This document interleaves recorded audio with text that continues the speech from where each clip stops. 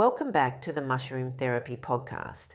I'm psychologist Yee Lin, and today we are going to explore one of the most important subjects in the field of therapeutic journey work: trauma, the nervous system, and why altered states of consciousness can sometimes help us access and process experiences that the mind has stored away for years or even decades.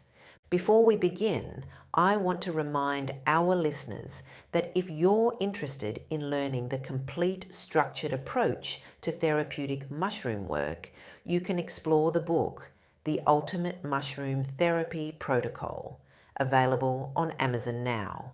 The book outlines preparation, intention setting, journey work, and integration in a detailed and responsible way. I also encourage you to visit the Mushroom Therapy YouTube channel hosted by Shaman Gabriel, where many of these conversations continue in a more conversational format, exploring real perspectives on healing and the transformational work that can happen through conscious journey work.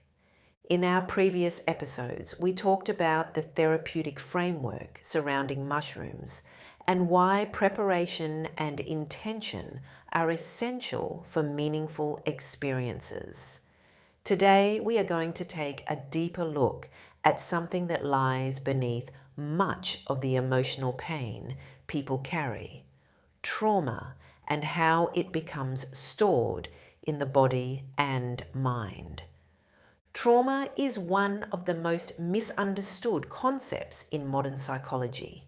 Many people associate trauma only with dramatic or catastrophic events, such as accidents, violence, or war. While those experiences can certainly create trauma, psychology recognizes that trauma is not defined solely by the event itself. Trauma is defined by how the nervous system responds to overwhelming experiences that it cannot fully process at the time they occur. In other words, trauma is less about what happened and more about what the mind and body were unable to fully integrate when the event occurred. When a person experiences something overwhelming, the nervous system automatically shifts into survival mode. This is the familiar fight, flight, or freeze response. The body releases stress hormones, the heart rate increases, attention becomes narrowly focused, and the brain prioritizes survival over reflection. In moments of danger, this system is incredibly adaptive. It allows us to respond quickly to threats and protect ourselves. But when an experience is too intense, too confusing, or too emotionally overwhelming, the nervous system may not be able to fully complete the cycle of processing once the event has passed. Instead, fragments of the experience can remain stored within the nervous system.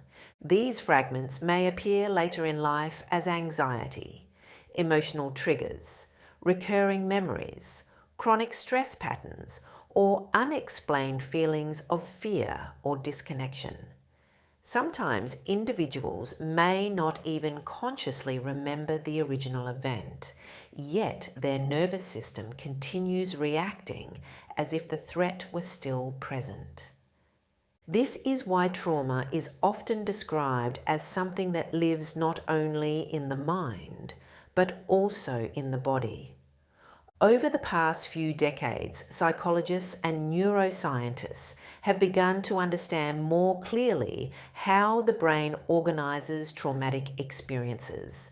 Regions of the brain responsible for emotional memory, such as the amygdala, can become highly sensitive after overwhelming experiences. Meanwhile, areas responsible for rational processing and narrative understanding may become temporarily less active during moments of intense stress. This imbalance can make it difficult for individuals to integrate the experience into a coherent story. Instead, the memory may remain fragmented, emerging later as sensations, emotions, or sudden reactions that seem disconnected from the present moment.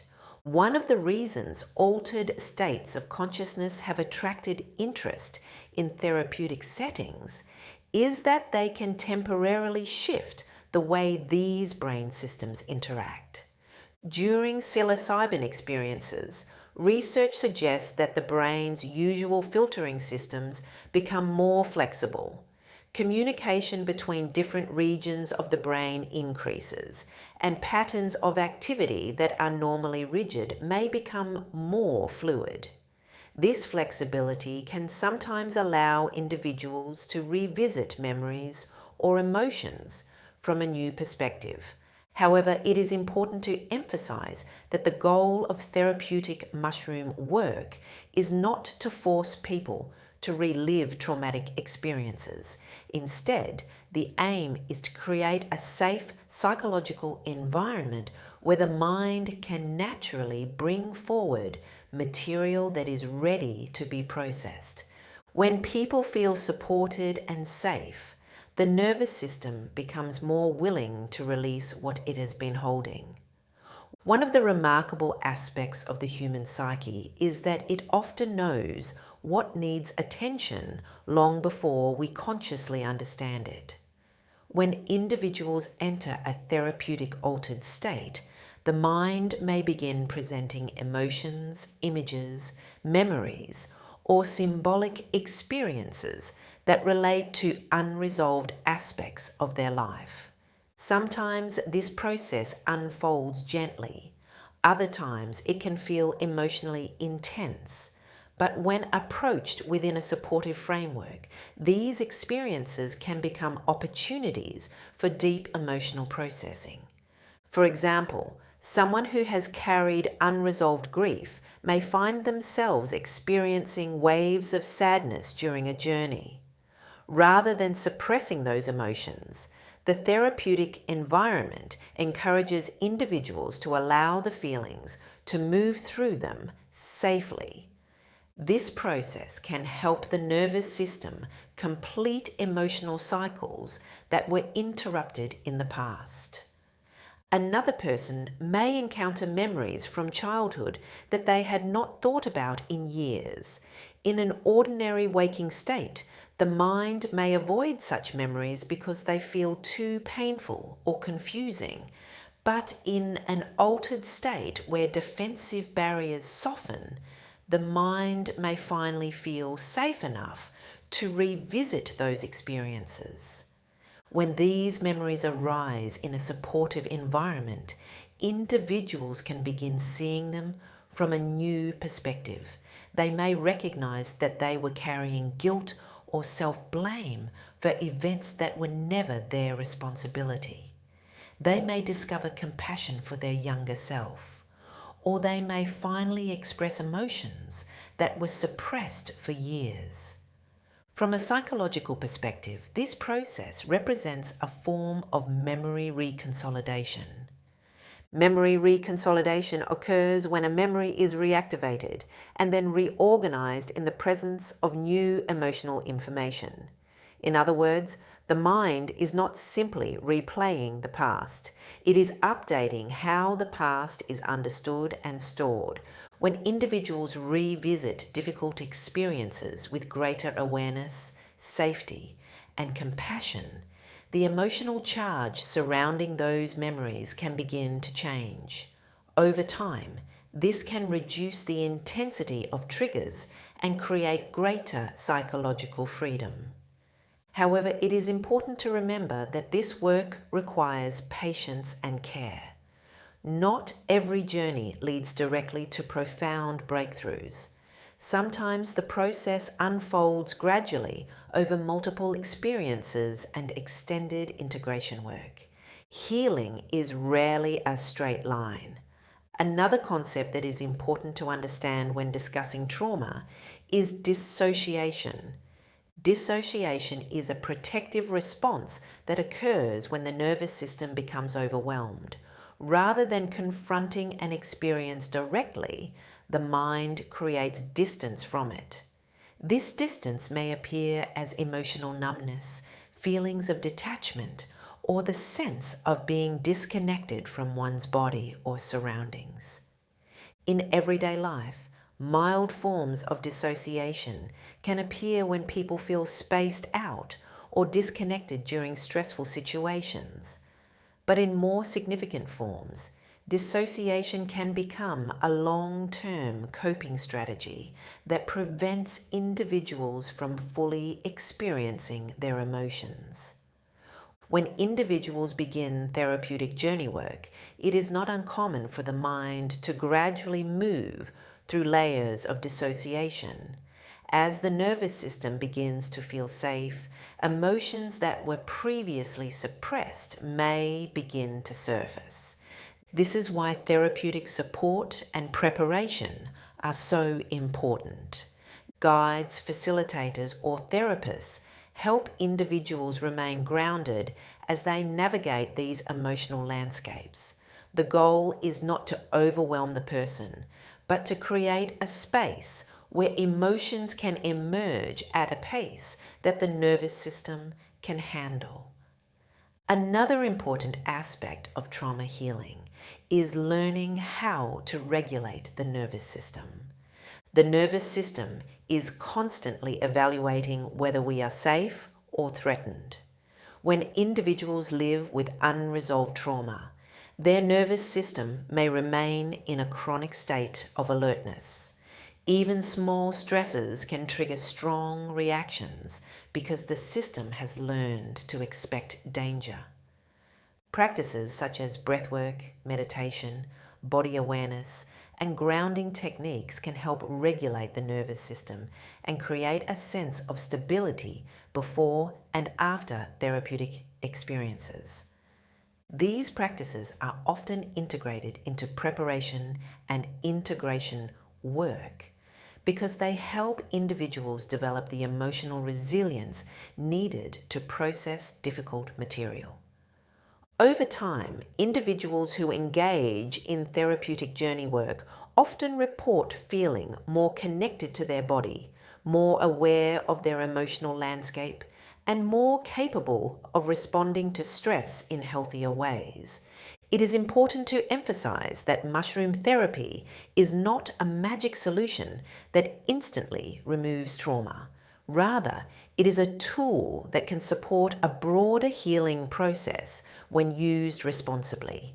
The true transformation often happens not only during the journey, but during the weeks and months afterward as individuals reflect on what they experienced and begin making changes in their lives. Integration plays a central role here. After a meaningful journey, individuals may begin noticing patterns they were previously unaware of. They may recognize relationships that no longer support their well-being, habits that contribute to stress, or beliefs about themselves that were shaped by past experiences. With this awareness comes the opportunity to make new choices. Some people begin practicing self-care more consistently. Others start therapy, meditation, or creative practices that help them stay connected to their inner world. Some people repair relationships while others set boundaries for the first time in their lives. These changes may seem simple on the surface, but they represent profound shifts in how individuals relate to themselves. Throughout this podcast, we want to emphasize that the therapeutic use of mushrooms is ultimately about self-understanding and self-compassion. When people begin exploring their inner landscape with curiosity rather than judgment, they often discover that many of their struggles were shaped by experiences they never fully processed. The goal is not to erase the past, but to transform the relationship we have with it. As we continue exploring these topics in future episodes of the Mushroom Therapy podcast, we will dive deeper into subjects such as emotional resilience, the role of integration therapy, the importance of safe facilitation, and how individuals can build long-term practices that support psychological well-being. If you would like a structured guide to approaching therapeutic mushroom work responsibly, I encourage you to explore The Ultimate Mushroom Therapy Protocol, available on Amazon now. The book provides a detailed framework for preparation, journey work, and integration so that individuals can approach this process with clarity and care. And if you would like to continue these conversations in a more interactive and conversational format, be sure to visit the Mushroom Therapy YouTube channel, hosted by Shaman Gabriel, where many of these ideas are explored through discussions about healing, consciousness, and the deeper relationship between humans and the mushroom.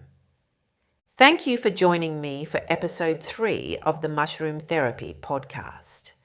In our next episode, we will explore another essential topic in therapeutic journey work: how intention, ritual, and psychological framing influence the direction and meaning of a mushroom journey. Until then, take time to observe your own inner world with patience and curiosity. Healing often begins with awareness, and awareness begins with the willingness to listen. This is psychologist Yee Lin, and I look forward to continuing this exploration with you on the next episode of the Mushroom Therapy podcast. Hello everyone, Shaman Gabriel. If you haven't yet, make sure you subscribe to this channel, and also check out this video right here that YouTube thinks you will really enjoy. Thank you for tuning in.